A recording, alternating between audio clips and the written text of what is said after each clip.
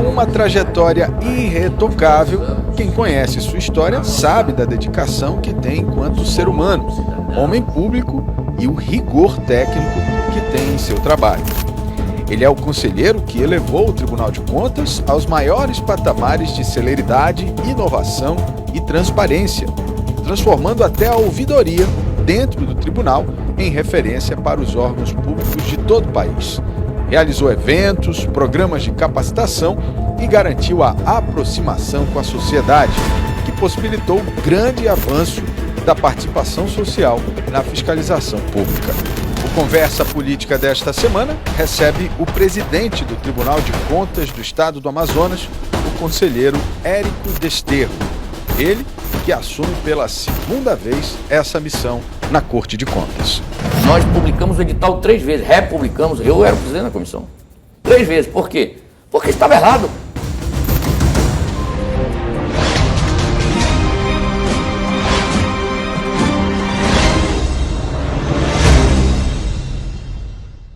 Quase 10 anos depois, conselheiro, retornar ao comando do Tribunal de Contas.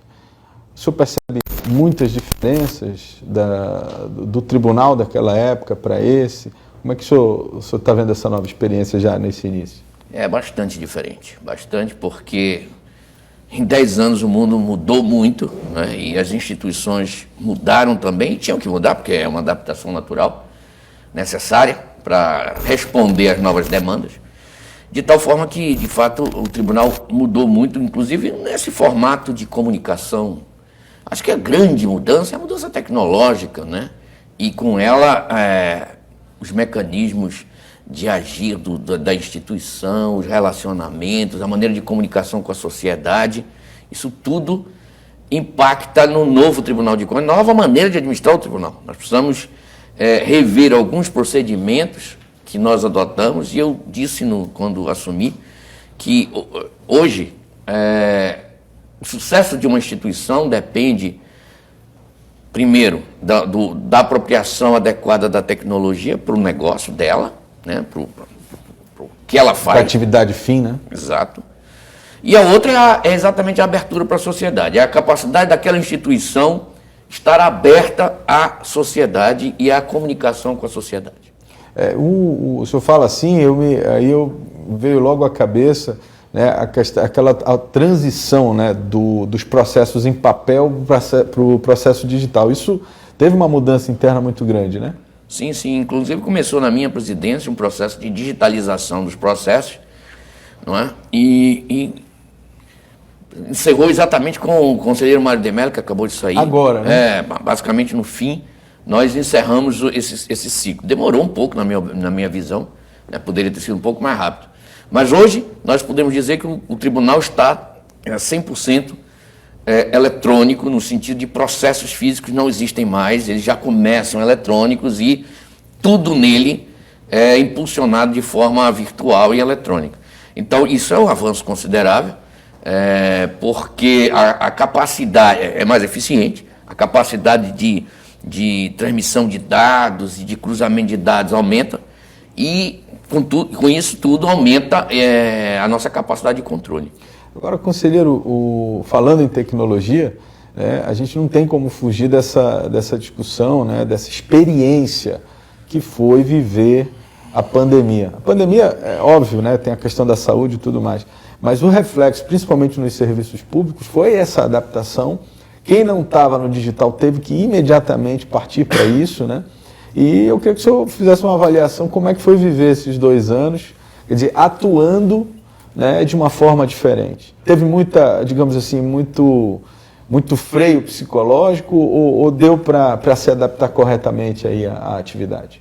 As adaptações são de diversos tipos, né? Primeiro, a adaptação à tecnologia. Não é todo mundo que consegue rapidamente começar a trabalhar 100% online e 100% num computador. Eu mesmo confesso a minha dificuldade, por exemplo, de manusear um processo grande, com muitos documentos, dentro de um computador. Eu sou a moda antiga, preferia olhar processos altos, como a gente chamava.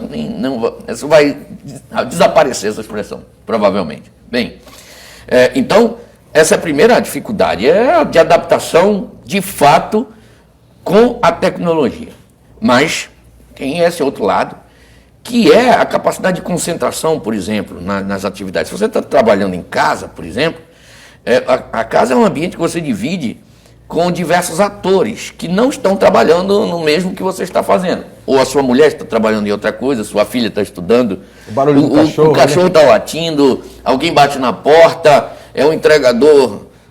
Chegou na hora que você está dando um voto ali. Pronto. Então, estas coisas, nós, com certeza absoluta, influenciam no nosso trabalho, não é? E eu acho que a maior dificuldade consiste não para os mais jovens, mas os jovens já estão ali muito acostumados com esse mundo digital, com esse mundo eletrônico, esse mundo virtual. Mas nós, um pouco mais velhos, e que eu, pelo menos, não estudei na época que a internet existia, não é? Ou seja, eu estudei antes da internet. Hoje as coisas estão bem diferentes. Então, esse lado aí de adaptação da sua mente, do seu corpo a essas novas demandas, realmente foi uma experiência diferente na pandemia. Mas acho que ficaram coisas interessantes disso.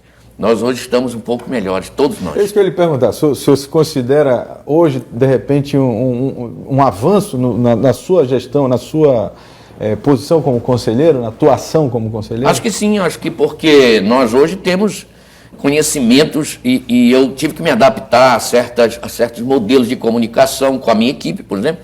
Eu em casa, todos os outros em fazer suas reunião casas, virtual, né? Reunião virtual, adaptações, aula. Eu sou professor da Universidade Federal e tive que passar da aula. Nós estamos há 2 anos dando aula online. Eu mal vejo os alunos, não é? Isso para mim é um problema. Isso para mim é um problema. Coisa física, né? Da presença. De você dar aula para figurinhas, não é? Você está dando aula para figurinhas. Eventualmente um fala, liga a câmera, mas isso para mim é perturbador, não é? Eu acho que esse é o ponto mais difícil da minha adaptação, foi como professor. De fato, porque eu sou professor de uma disciplina logo no início do curso, de Direito, e não sequer vejo os alunos. Quer dizer, se um aluno cruzar hoje comigo na rua, eu não sei que foi meu aluno. Entendi. É difícil isso, né? Sensacional. Agora, a gente estava falando aqui, né, da experiência, mas assim, no levantamento que a gente fez, a gente percebeu que, na verdade, isso é tido como uma referência técnica aqui dentro, né? Assim, vários outros conselheiros, a gente observando inclusive as sessões, né, eles meio que aguardam ali o seu posicionamento mais técnico, porque o senhor é um egresso também do Ministério Público de Contas, né?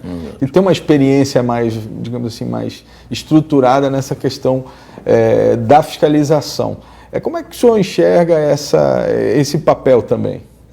Isso é uma responsabilidade também, né? Em primeiro lugar, muito obrigado por essa análise generosa aí sua, de me considerar um conselheiro mais técnico, enfim, que outros. Não sei se é bem, confere um pouco, mas enfim. De fato, eu vim do Ministério Público, e antes do Ministério Público, eu fui funcionário do tribunal. Eu entrei no tribunal, tinha 21 anos, e hoje tenho 58, então são aí 37 anos, salvo engano meu. A vida, né? Exato, né? Então, são 37 anos de tribunal. Eu posso dizer que se eu conheço alguma coisa na vida, é o Tribunal de Contas e o Tribunal de Contas do Amazonas. Estive em várias situações dentro do Tribunal de Contas. E fico feliz também de voltar à presidência do tribunal. Eu sou o atual conselheiro o único que volta à presidência do tribunal. Não é? Todos os outros já foram presidentes, mas apenas uma vez. E, bom, isso me dá uma perspectiva não melhor, mas diferente. De ter mais experiência, né? Pronto, de ter mais experiência. Ter vivido mais processos e tal. Exato, e no que diz respeito à dinâmica do tribunal pleno e do julgamento dos processos, também é um diferencial. Não estou dizendo, repito, que seja melhor do que ninguém. Estou dizendo apenas que é diferente. Diferente por esse aspecto, que eu sou realmente, eu tento usar muito a técnica na construção de uma decisão, né? Uso parâmetros técnicos e às vezes sou criticado por isso, por talvez não usar... Não ser mais maleável. Não digo isso, mas uma certa sensibilidade para certos problemas, mas eu não aceito a crítica porque Muito ao contrário, embora as decisões tenham que ser construídas tecnicamente, mas é claro que nós precisamos examinar os fatos. Não há uma decisão que parte simplesmente da aplicação de uma norma abstrata. Toda aplicação da norma é em referência a uma situação prática, a um fato, e é na análise do fato que nós conseguimos aplicar essa técnica de maneira justa ou injusta, ponderando certos valores, e o próprio sistema jurídico nos dá os mecanismos, os instrumentos para a aplicação e construção de uma decisão correta, adequada, justa. Muito bem, mas o senhor fala pelo senhor, né? A gente está falando de uma corte, né? De vários pensamentos. E aí eu queria a sua análise. O senhor considera hoje que o Tribunal de Contas ele é um tribunal com decisões mais técnicas ou mais políticas? Que é esse outro lado que o senhor está falando, que há esse conflito do... Não, mas olha, politicamente tem isso, politicamente tem aquilo, né? E, obviamente, isso conflita em algum momento. Veja, embora você frisou bem tribunal, embora essa palavra tribunal, isso é uma expressão que remonta lá atrás, né? As primeiras constituições brasileiras já utilizaram o Tribunal de Contas, não é? Mas o tribunal não pertence ao Poder Judiciário. Esse é o primeiro problema, no que diz respeito ao conhecimento que as pessoas têm sobre o Tribunal de Contas, ou não têm sobre o Tribunal de Contas, que é este: nós não pertencemos ao Poder Judiciário, nós somos um tribunal judiciário, ou nós não prestamos aquela jurisdição clássica que você encontra no Poder Judiciário, que é essencialmente uma jurisdição técnica de aplicação do direito, etc. Aqui nós estamos envolvidos com o direito, com a contabilidade, com a administração, com a gestão, com a governança, com a economia, com uma série de fatores que são ponderados nas nossas decisões. Perfeito. Então, às vezes a pessoa que vê, é uma decisão mais política do que técnica. Alto lá. Não é isto. Nós precisamos ponderar que há diversos fatores na análise de contas públicas, contas de gestão pública. Uma coisa, por exemplo, é você julgar contas do presidente da República, ou do presidente, ou da Secretaria de Estado da Educação de São Paulo, e outra é você julgar uma conta de um pequeno município. Lá no interior, que não tem estrutura, que não tem nada. Você tem que ponderar esses fatores. Tem que ponderar isso tudo. Sem dúvida nenhuma. Né? Na hora de, por exemplo, fazer a aquisição de um bem, o mercado num município como São Paulo é uma coisa, e o mercado de um maior município do interior do Amazonas é bem limitado para certos itens, para certos... E aí você tem que fazer ponderações e ver, por exemplo, quais as atitudes do gestor, as atitudes administrativas do gestor para vencer os seus obstáculos naturais, os obstáculos culturais. E ali entram as ressalvas, né? Aí entra uma visão mais ampla, que não pode se limitar à mera aplicação do direito, como se isso fosse possível de alto a baixo deste país. Agora, só falando dessa aplicação, eu não sei se isso é só uma impressão minha, ou se efetivamente o senhor também consegue enxergar isso. Isso é uma prática. Mas assim, a gente observa o Tribunal de Contas do Estado, pelo menos nos últimos anos, tomando decisões muito mais efetivas do que diz respeito à ação dos outros poderes, impedindo compras, impedindo efetivamente concursos, impedindo ou seja, interferindo, que isso é uma interferência, sendo justa ou não, né? Isso é uma outra discussão, mas há uma interferência ali objetiva, né, na atuação de um outro poder. Isso é uma coisa mais recente, ou seja, uma tendência mais recente do Tribunal de Contas, ou isso sempre aconteceu e a gente, na verdade, só não tinha conhecimento? Não acontecia. Na realidade, vou me limitar ao Tribunal de Contas do Amazonas. Sim, vamos falar do Amazonas. Porque, de uma forma geral, o Tribunal de Contas da União já exercia um certo protagonismo há muito tempo. Alguns estados, talvez. Mas no Amazonas, se você for pesquisar, você não vai encontrar nenhuma decisão cautelar antes de 2012. É isso aí. Nenhuma. Porque, embora nós tivéssemos essa competência, ela não era exercitada. As primeiras decisões cautelares são do ano de 2013 e aí elas vieram crescendo, e você vê que nesse primeiro mês de janeiro você viu aí várias decisões, cancelando concurso, voltando concurso, mandando corrigir licitações, etc. Em um mês, a imprensa aí está cheia de notícias desse tipo. De novo, eu tenho uma participação nisso. Foi em 2013, quando eu fui presidente, que nós mudamos a lei orgânica do Tribunal de Contas e criamos especificamente uma competência para o tribunal expedir medidas cautelares. Isso em 2013. Não é que antes não pudesse, podíamos. A lei já previa, mas não tinha uma regulamentação? Não. O Supremo Tribunal Federal já havia dito que fazia parte das competências dos tribunais de contas, mesmo que não estivesse num documento legal, a ação cautelar, a ação antecipatória do dano. Que isso é uma coisa lógica. Sim. O que a sociedade espera da gente? Que depois de 10 anos a gente diga que o gestor desviou recursos e depois o gestor já morreu ou já se mudou para o Ceará. Ou seja, ninguém pega. Que foi paga, ninguém mais. É isso que a sociedade resolver, espera de nós? Eu acho que não, né? Isso é desmoralizante no meu modo de ver. Então, nós hoje estamos adotando, e espero que essa percepção sua seja uma percepção geral, porque é verdadeira. O tribunal tem sido protagonista de diversas ações, diversas iniciativas no sentido de combater antecipadamente o prejuízo, o dano. Quer dizer, algum gestor pode encarar isso como uma forma de interferência na atividade administrativa. O bom gestor vai verificar que, na realidade, é bom para ele. Eu vou lhe dar um exemplo. No ano passado, eu, presidente de um concurso aqui do Tribunal de Contas, não é? Nós publicamos o edital 3 vezes, republicamos, eu era o presidente da comissão. 3 vezes. Por quê? Porque estava errado. E houve impugnação, e nós fomos ver, o candidato tem razão. Tinha razão. Então vamos republicar o edital, atrasou ali o quê? 15 dias, 20 dias, um mês. Mas quando saiu o edital, o concurso aconteceu e depois não teve nenhuma reclamação. Não teve uma ação judicial, não teve ninguém dizendo esse concurso está errado, esse concurso vai ser anulado. Por quê? Então o senhor entende que essas medidas elas são favoráveis ao gestor, ao controle, à sociedade, da segurança jurídica às pessoas que estão participando ou da licitação ou do concurso, porque elas sabem, bom, o Tribunal de Contas mandou voltar, corrigiram, muito bem. Agora nós temos um processo legitimado, legal, que o controle já avisou, olha, está bem. Entendi. Mas como é que o senhor vê a visão do político em relação a isso? Porque a gente tem muitas críticas em relação a essa nova postura do TCE. Políticos no geral, né?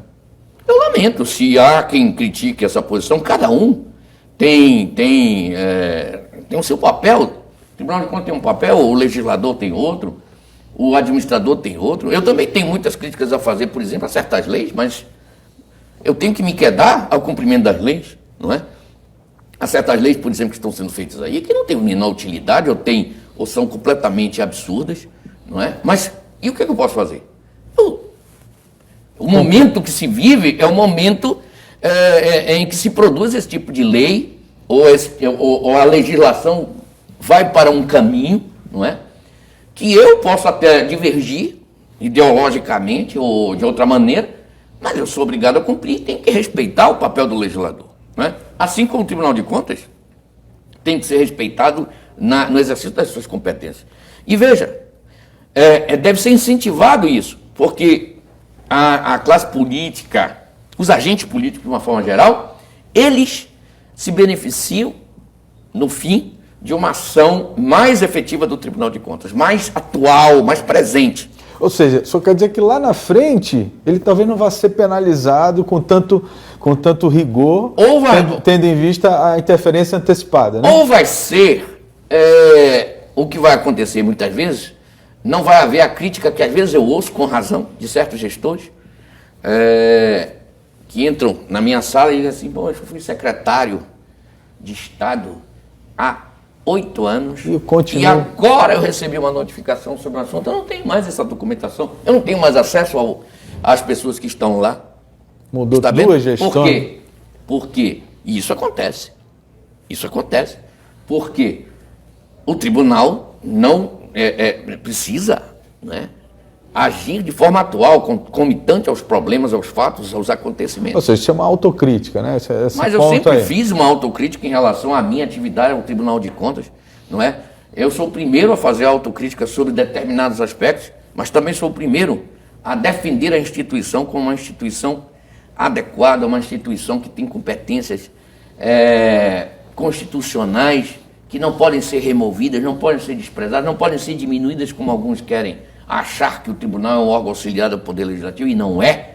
O Tribunal de Contas é um órgão independente que fiscaliza a própria Assembleia Legislativa, que fiscaliza o Poder Judiciário, o Ministério Público. Então, há independência nas nossas ações.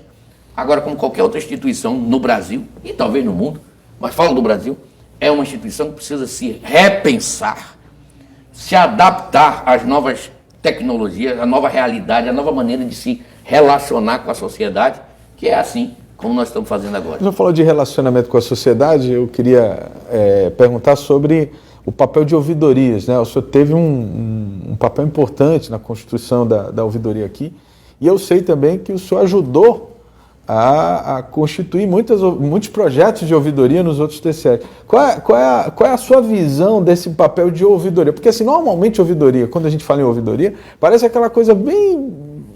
É só uma estrutura ali, né, nas empresas. Não, olha, liga para a ouvidoria, parece que é um... Essa ideia tem que acabar, realmente, tem que acabar, porque a ouvidoria é um instrumento importantíssimo de comunicação entre o usuário de um serviço, seja público ou privado, é um instrumento de comunicação entre o usuário e a instituição, a empresa, etc.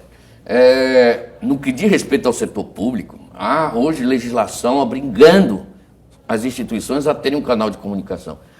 De preferência, uma ouvidoria bem estruturada. Eu fui recentemente, durante 4 anos, ouvidor. Os últimos 4 anos eu fui ouvidor e tive a oportunidade de transformar, e falo aqui com tranquilidade, sem nenhuma vergonha de dizer, transformar a ouvidoria do Tribunal de Contas numa das ouvidorias mais eficientes que eu conheço, pelo menos. Não dá resultado? Essa é a questão. Claro que dá. Várias demandas e várias ações do Tribunal de Contas resultaram de uma reclamação de um cidadão via ouvidoria. Vários, não é?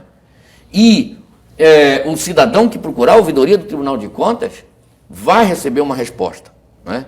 É claro que há muito uso da ouvidoria para fins políticos, para denegrir imagem, mas nós sabemos exatamente filtrar e conduzir adequadamente todas as demandas que chegam. Mas aquelas demandas que merecem a atenção do Tribunal de Contas estão recebendo a atenção do Tribunal de Contas. E é verdade também que a ouvidoria, nós tivemos um papel muito importante na difusão da ideia de ouvidoria no estado do Amazonas, envolvendo aí numa rede de ouvidorias, várias ouvidorias de órgãos federais, estaduais e municipais.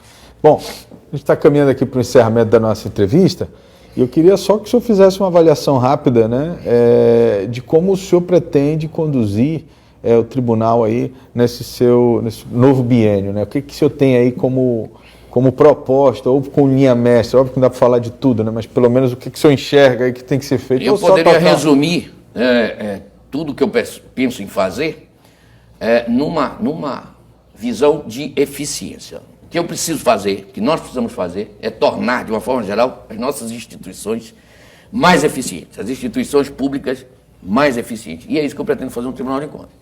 Dotar o tribunal de mecanismos, de processos, de instrumentos que tornem a sua atividade mais eficiente. Eu fiz isso quando eu fui presidente do tribunal, e você identifica aqui o resultado das medidas cautelares. O resultado, por exemplo, dos processos de exame das aposentadorias, que as aposentadorias dentro do Tribunal de Contas demoravam 10 anos. Veja a pauta do tribunal hoje, das câmaras, e os processos são todos de 2021, 2022. Por quê? Porque nós estamos julgando processos de, no máximo, 6 meses. Não tem mais passivos, Não tem 10 anos de processo como havia antes. Aqui nós tínhamos processo de aposentadoria de 10 anos. E isso acabou. E acabou por conta de pequenos ajustes nos processos, ajustes, aquisição de tecnologia para surtir esse resultado. Bom, queria lhe agradecer a disponibilidade de nos receber aqui, desejar sucesso aí na sua nova empreitada e dizer assim que a sociedade vê pelo menos a imprensa, né, vê com muito bons olhos, né, essa atuação um pouco mais efetiva, cautelar, né, que o tribunal tem tido nos últimos anos. Só de a gente perceber que isso vai evitar um grande dano ao erário já é um grande ganho no tempo, né, que a gente vem acompanhando a política. Obrigado. Eu que quero agradecer a você aqui por essas palavras. Muito obrigado. Obrigado.